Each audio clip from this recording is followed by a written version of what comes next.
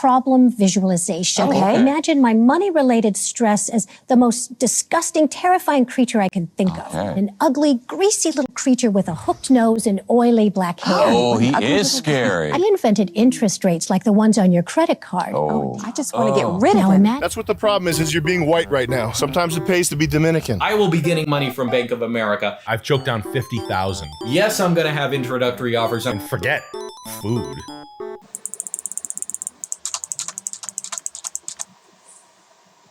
Nice. Debt is what rich people use to get leverage and to make more money. The guys that I know that did that never quit doing that. I'll pay my bills. Be good, pay those banks, pay them back. They're spending a lot putting together a fraud case against you, as they do often, which is why you read about that in the media a lot. They call it a haircut. They just take 12% of what's in your bank account. All my money is literally in Bitcoin, and that's what I would tell you to do. Contributing 401k is a really great idea because what happens is you get a little bit of money when you're 65. Oh, tax compliance reminder. Oh, I'll be reading that all day. Sam, I have a massive IRS bill thanks to your crypto tips. You've said before that you're paying a tiny monthly payment on yours. Yeah. How do you do this without going to jail? How do I get on the Hyde payment plan? Ding. There you go. Right here, dummy. Why would you go to jail? It's on their website. This is what you should do. Yeah, a cop will come to your door. You should do this no matter what, by the way. If you owe the IRS any amount of money, you should just get on an installment plan and start on the long, arduous path to being fully paid off in 85 years.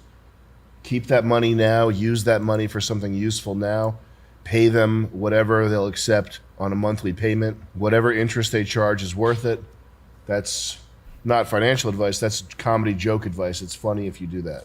Debt is, you get comfortable. Wear your debt like a nice leather trench coat. This is like my debt is like, I'm like this. Hi, I'm in Spit Maddie Wilson. Hi, I'm in $300,000 of debt. I feel great. Yeah, you're gonna want that. But listen, if you can go into debt and it's gonna make you more money, then you're fine. That's the only debt you want to avoid is debt that's gonna not help you make more money. That's when it's bad. But if it helps you make more money, don't be scared. Sam, do you know how to get a delinquent payment off my credit history, or is there no way to get it off before 7 years? Did you pay it off already? You give them a call and you say, if I pay it off now, is there any way you could take it off my record? And then they say no, and you say, F you, and then you stop paying it. And then they call you and you say, yeah, I'll pay it, but you got to take it off my record. And you wait for it to go to debt collections. And when debt collections calls, you say, yeah, I'll pay it in full right now, but you got to get it off my record. And then they say no, and then you pay mycreditguy.com $475 to write 1,000 letters on your behalf. And they try it, 50-50 chance it works or it doesn't work. Financial advice for a 28-year-old, half degree in progress, 13K in debt. Can't stop buying BS. I'm an impulse buyer. Got a $500 car payment. No idea what I want to do with my life. Hey man, don't. I know a lot of people who buy stupid that can't help themselves compulsively, and it like ruins their lives. I'm not kidding you. Big credit card debt's abnormal. If you already have a $500 car payment and you have like, means you have a palate for, you have a penchant for spending money. You got to break that habit. That's going to be dangerous for you, man. I'm serious. Start to live with less. You know, I used to scrap metal and shit. I'm not trying to put myself, but like getting into the like payment cycle and credit card spending and shit like that, that's a dangerous, nasty ass way to live. And you never break out of it.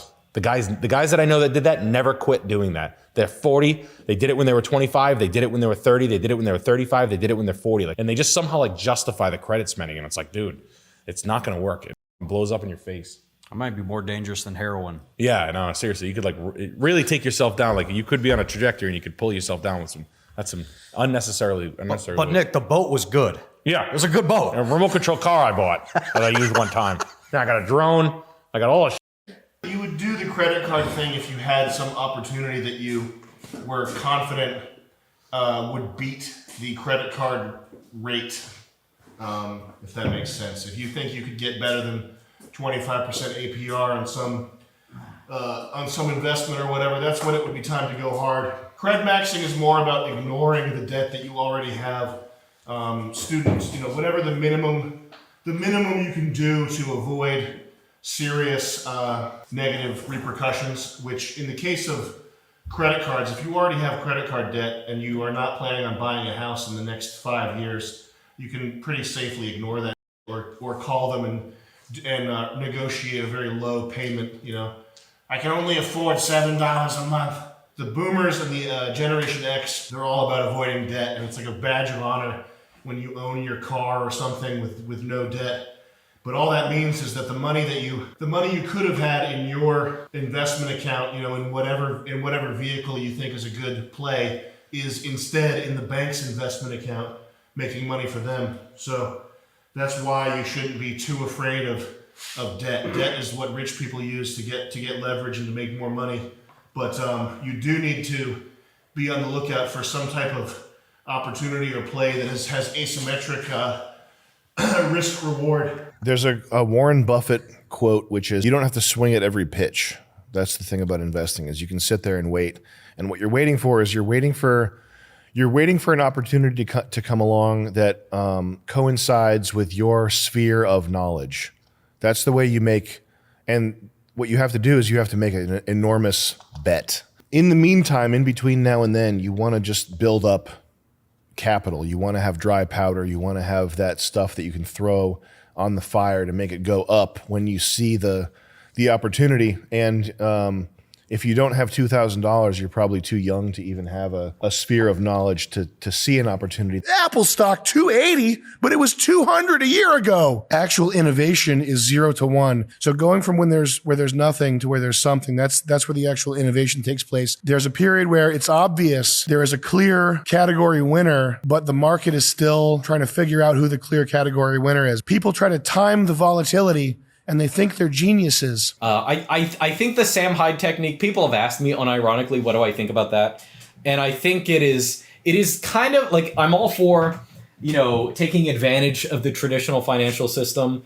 But I think that's one of those things where it's like, you don't really know how this is going to affect things. Like, you might still want to use them for something in the future. You know what I mean? So I'm not going to burn all of my bridges and just take a bad credit score. I am going to manipulate them to the extreme within their game. Yes, I'm going to have introductory offers and I'm going to make thousands of dollars a year on that. Yes, I'm going to be manipulating zero APR offers, every single deal I possibly can. I will be stealing legally, using their, you know, terms. I will be getting money from Chase. I will be getting money from Bank of America, Wells Fargo, USAA. Thank you for giving me thousands of dollars a year, because I'm manipulating your system. However, I'm still playing by their game in that, like, I'm not, you know, I don't know. I'll be a good boy for the, you know, I'll pay my bills. You know what I mean? And also, like, Sam Hyde, I think he said in videos, like, he just rents. I think of his financial advice. Some of it's good, like, in terms of, like, go-getting. But, like, some of his financial advice is, like, really weird. And kind of, like, I don't know. I would consider it wasteful. I'm more like, we have very opposite views on some things. Like, going into extreme credit card debt to such an extent that you can never get a mortgage, that might be a bad idea, okay? Now, I've never gone to a bank for a mortgage. I've managed to, I've managed to do without that. And I think ideally, man, it'd be great if you can do that too. And I recommend it if you can, but, like, I'm not going to burn my bridge with the financial system. You know, I'm just not going to do it. I've been trying to follow your advice of sending my debt to collections and paying the least amount. I'm worried of being charged with debt restructuring fraud. Should I be worried? By the way, Reddit banned me for life. Jeez, dude, joke. Yeah, being charged with fraud by who? The piece of Florida Incorporated? Yeah. They got the private eyes following your online activity. They're spending a lot putting together a fraud case against you, as they do often, which is why you read about that in the media a lot. Yeah. A lot of the piece of homeless crackhead bums that I see who everybody over and stiff everybody, they're going to jail for fraud. Soon. There's millions of people. Q. Be good. Pay those banks. Pay them back. They're going to get you. The banks know what you're doing. I feel like there's millions of people doing that strategy. I feel like there's 60% of America is doing the Domino's pizza $1 per day. What's the thing I can do to every business? Like, don't worry about that, man. That's because you're white. That's what the problem is you're being white right now. Yeah, facts. You need to be Dominican. I don't care, bro. Sometimes it pays to be Dominican. he's encouraging people to be deceitful. The banks would F you Yeah. with a knife if they could make $1 doing it. F the banks. Stop. Do not defend the banks. Stop it. Stop it. Hey, Nick, what's the best way to get out of credit card debt fast? Make more money. Unfortunately, I like the snowball thing. Yeah. Last stream you talked about that. Yeah, just like pay the smallest one and the next one just keep kind of chalking away. The only way around it is through it, man. It's not like fun to talk about, but you're gonna take an extra job and choke it down bad. There's no easy pill. There's no magic ball. I've had to do it before. When I started in the car business, I had losing weight. It is like losing weight. It really, really is. Like 6 months of hard work and it will be gone. 1 year it'll be totally gone and you'll be like a new man. I've choked down 50,000 in credit debt and it was brutal. I remember after we lost the show and after like I tried to do like antiques full time with a store and I bought like a lot of stuff and I wasn't like hyper focused. I was kind of like loose. I was running really sloppy and I learned my lesson. I dug myself out of it. I went and got a job and it was right when I was walking into Mercedes. I remember I was so stressed out when I was pissing into the computer to pass the weed test. Yeah. I remember being like super nervous. And I got it and then I started and I sold the car the first day and then it was like 3 months later it was like, oh, I'm making $15,000 a month because I'm working like a hyena. Yeah. And it didn't bother me and I dug myself and I didn't even look at my paychecks for like 7 months. A hyena eating the balls first on a carcass. Yes, yeah, literally. Like, oh my God, balls. Yeah. Wow, this thing just died. These are fresh balls.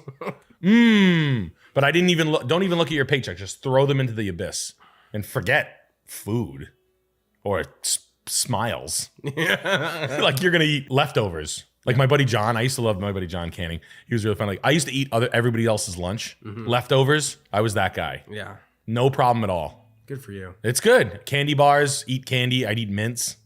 Eat like mints for lunch. What's for dinner? Mints. Yeah, you like if you become known in the dealership as the guy who will eat all the leftover food, they'll call it the garbage disposal. They're like, yo, I got some Chinese food. I'm like, Yeah. I go wash my mouth off. Sell a car. Yeah, you can sell like, oh, I'll be right in. You're washing your mouth because you're disgusted. Wipe. Yeah. I'm 18. I just inherited $100K after my father passed. Sorry for your loss, man. Yeah, he says, any advice on career and investment-wise or general advice? Do not use that for college. Invest it somewhere, whether it be in real estate. You're never too young to invest in real estate. Or, this is totally off the cuff, but I would say go to a financial planner and see if you can get the inheritance, pay the tax on it, and dump it all into a Roth IRA and forget about it until you're 59 years old. You're 18, go to work. Don't use it to live on. Yeah, absolutely do not do that. It's very important that you know how hard it is to make money, that amount of money, before you start throwing it around. That's my opinion. Imagine the grappler slowly disintegrating, blown away by a purifying wind. They're not scheming or trying to rob me. Oh, that really works.